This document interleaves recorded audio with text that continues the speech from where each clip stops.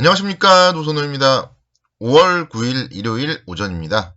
일요일 오전을 맞이하여서 5월 10일 월요일부터 5월 14일 금요일까지 한 주일 동안의 경제지표 발표 일정, 실적 발표 일정, 그리고 투자 전략, 그리고 마지막에는 관심 종목까지 설명을 드리도록 하겠습니다.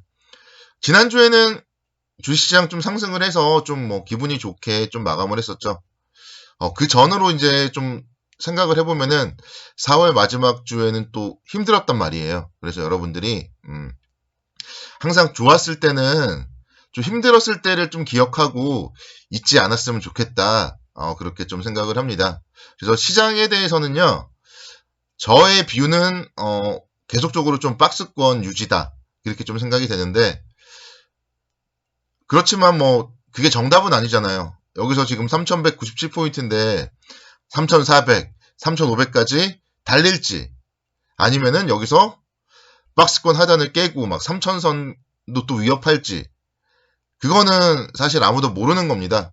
그렇기 때문에 일단은 좀 기본적으로 박스권이라고 생각을 하고, 위에서는 어느 정도 좀 챙겨주는 투자 전략을 펼치는 게 바람직하지 않나. 그게 이제 내일부터 투자 전략이 되지 않을까, 그렇게 생각이 됩니다. 특히 이제 목요일날 같은 경우 옵션 만기일이 있어요. 그래서 그러니까 저 같은 경우는 보통 만기일 전에는, 만기일 어떻게 될지 모르니까 만기일 전에는 좀 챙겨두자, 저는 그런 전략을 좀 많이 펼치는 편입니다. 왜냐하면 수익을 어느 정도 챙겨두면은 떨어질 때 불안하지 않거든요. 그리고 떨어질 때 손해볼 게 하나도 없습니다. 워렌 버핏의 제1의 투자 원칙이 돈을 잃지 않는다잖아요. 그래서 우리 주식 투자를 함에 있어서 돈을 잃지 않아야 됩니다. 그렇기 때문에 3200선 이상, 월요일날 이제 아침에 3200선 이상에서 출발할 거잖아요. 주말 미국 시장 상승을 했기 때문에. 그래서 좀 일단 내일부터 시작되는 한 주일 동안의 투자 전략은 좀 보수적으로 보자, 그렇게 좀 말씀을 드리고, 그게 안정적이고 잃지 않는 투자다, 이렇게 말씀을 드리겠습니다. 고용지표가 좀 이제 좋지 못하게 나와서 주말에 미국 시장이 상승을 했었고, 그런데 이제 또 5월 13일, 12일, 13일 이 정도에 또 한 번의 고비가 또 있어요. 미국의 물가지수 발표가 있습니다. 그래서 미국의 소비자 물가지수, 생산자 물가지수 발표가 되면서, 만약에 이 물가지수가 예상치를 웃돌게 발표될 경우에는 또다시 인플레이션에 대한 우려가 부각이 될 수도 있습니다. 그렇기 때문에 5월 12일 수요일날 미국의 4월 소비자 물가지수, 5월 13일 목요일에 미국의 4월 생산자 물가지수 발표에 좀 촉각을 세워서 관심 있게 지켜봐야 될 것 같고요. 그리고 이제 제가 이제 일일이 다 기록을 하지 않았는데, 연준 위원들의 연설이 이번 주에 정말 많아요. 5월 10일 월요일날 찰스 에반스 시카고 연은 총재, 11일 화요일날은 뉴욕 연은 총재, 샌프란시스코 연은 총재 연설이 있고요. 5월 12일 수요일날은 리처드 클라리다 연준 부의장의 연설이 있습니다. 이렇게 각종 연준 위원들의 연설이 있기 때문에 연준의 위원들의 발언에 따라서 또 시장은 출렁거릴 거고요. 그런 연준의 위원들이 금리라던가 테이퍼링에 대해서 혹시나 시장이 원치 않는 그런 발언을 할 경우에는 또 흔들릴 수도 있다. 그러니까 지난주에도 보면은 괜찮긴 했는데, 옐런 재무장관의 이제 발언 하나로 출렁거렸잖아요. 출렁거렸다가 다시 올라왔는데, 그래서 역시 연준의 각종 위원들의 발언으로도 출렁거릴 수 있다. 이것도 좀 염두를 해둬야 될 것 같습니다. 그리고 이제 각종 증권사들의 다음 주 투자 전략을 제가 좀 살펴봤는데, 각종 증권사에서 지수 상단을 한 3250까지도 안 가더라고요. 한 3230에서 3240을 고점으로 보더라고요. 물론 그게 틀릴 수도 있겠지만, 그러니까 더 계속 갈 수도 있겠죠. 그렇지만 일단은 3200선 이상에서 3250선을 좀 목표가로 보고 좀 보수적으로 보면서 수익을 챙겨가는 게 바람직하지 않나. 주식은 또 올라간다 그러면은 또 사면 되잖아요. 그러니까 만기일 끝나고 나서 또 잘 살펴보면 되는 거고. 근데 보통 시장은요, 뚜렷한 모멘텀이 지금은 별로 없어요. 일단 뭐 크리스마스라던가 뭐 새해, 뭐 신학기 뭐 이런 관련해서 각종 이제 기업들의 실적도 엄청나게 이제 좋았었고, 그 다음에 사실 여름 동안에는 주식시장이 움직일 게 이제 별로 없습니다. 글로벌 전반적으로 봤을 때 그래요. 글로벌 전반적으로 봤을 때 가장 큰 소비 시즌이 블랙 프라이데이 이때부터잖아요. 블랙 프라이데이 때부터 크리스마스 때까지. 그렇기 때문에 사실은 이제 지금부터는 조금 이제 비수기에 좀 들어선다. 그러니까 작년 같은 경우도 보면 8월부터 10월 달까지 좀 쉬면서 우리를 좀 힘들게 만들었잖아요. 그래서 사실 6월 달부터 또 7월 달까지도 그렇게 움직임이 없었고요.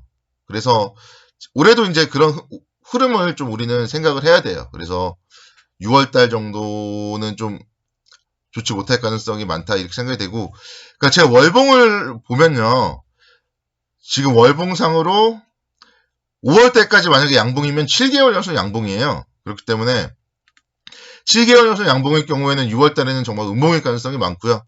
저는 5월 달 같은 경우도 일단은 좀 전강 후약 가능성이 좀 많다 이렇게 좀 생각이 돼서, 지난번에도 말씀드렸지만 셀인 메이라는 얘기가 있고, 뭐 바로 5월 초에 팔 필요는 없겠지만 5월에 한번 들어주면은 팔자, 저는 그렇게 좀 말씀드렸던 이제 그런 포인트가 다가오고 있다 그렇게 좀 말씀을 드리겠습니다. 그래서 시장은요, 일단은 지금부터는 좀 보수적으로 보고, 지금 뭐 정말 각종 투자자분들이 수익이 좋잖아요. 그래서 수익이 좋을 때 챙겨둬야지, 또 만약에 이거를 여기서 챙겨두지 못하면은 떨어지면은 이미 내 머릿속에는 지금의 자산을 내 본전이라고 생각을 하기 때문에 떨어질 때 또 대응을 하지 못합니다. 인간이라는 심리는 떨어지면 그때 팔걸, 그때 제 유튜브의 말을 들을걸, 그렇게 생각을 하고 떨어지면 팔지를 못해요. 그렇기 때문에 위에서 미리 조금씩이라도 좀 수익을 챙겨두는 그런 한 주를 보내자 이렇게 좀 말씀드리겠고요.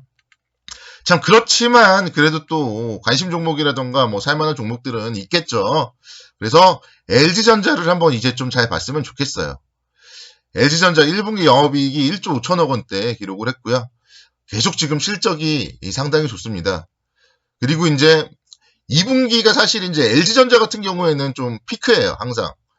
지금은 이제 사실 코로나19나 이런 것 때문에 뭐 결혼식 이런 것도 많지는 않지만, 신혼부부들이 가전을 세팅할 때 LG전자 가전으로 세팅을 엄청나게 많이 하고요. 그렇기 때문에 2분기 실적, 생활가전 부분의 실적을 통해서 실적이 상당히 좋습니다. 지금 이제 모바일 사업부를 매각했기 때문에 밸류에이션이 상당히 매력적으로 변경됐어요. 2022년도 기준, 내년 기준 예상 EPS가 18,842원, PER 10배 정도만 적용한다고 해도 18만 8천 원, 19만 원이 적정 주가라 이렇게 볼 수 있습니다. 그래서 지금 사실 이제 그러니까 삼성전자도 그렇고 다 마찬가지인 게, 지금 못 가는 이유가 1월 달에 다들 적정 주가를 한 번씩 갔다 왔어요. 삼성전자, 뭐 기아차 뭐 마찬가지인데 적정 주가 19만 원대를 1월 달에 갔다 왔고요. 그 다음에 지금 몇 개월 횡보를 보였단 말이에요. 그리고 제가 지난번에도 계속 말씀드렸죠. 14만 원대 지지라인으로 사자 말씀을 드렸는데, 그 다음에 또 이제 또 17만 원대 한번 갔다 왔고요.